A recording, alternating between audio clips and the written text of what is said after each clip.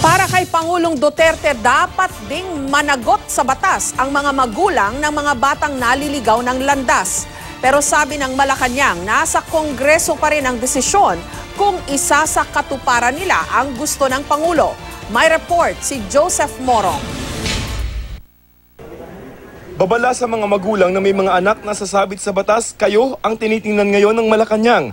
Pinagdedebatihan ngayon sa Kongreso ang pagpapababa ng age of criminal responsibility sa 12 taong gulang mula sa kasalukuyang 15.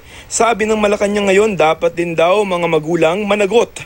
Although crime is supposed to be personal, pero but even in crimes, hindi ba merong reckless imprudence?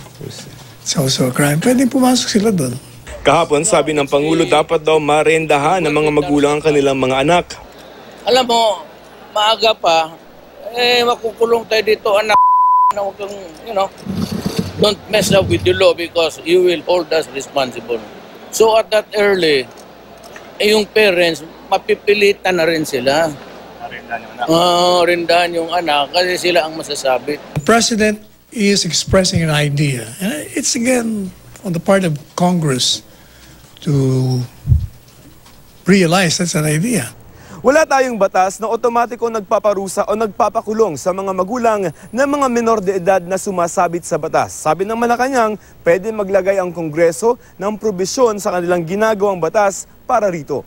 Sa ilalim ng House Bill 8858, dapat daw na may intervention sa mga magulang ng mga batang gagawa ng mga mabibigat na krimen, tulad ng mga seminar o counseling. Pero kung hindi dito susunod ang mga magulang, pwede silang makulong ng mula 30 araw hanggang 6 na buwan. Walang ganyan sa umiiral ngayong Juvenile Justice and Welfare Act of 2006. Ang nakalagay doon ng mga magulang ang gagastos sa pangangalaga ng mga batang nasa mga institusyon tulad ng Bahay Pag-asa. Pero ayon kay Senator Risa Ontiveros, itaas man sa 12 anyos sa minimum age of criminal responsibility, immoral pa rin daw ito at hindi magiging epektibo. Ang Provincial Social Worker ng Bulacan hindi pabor sa pagpapababa ng age of criminal responsibility.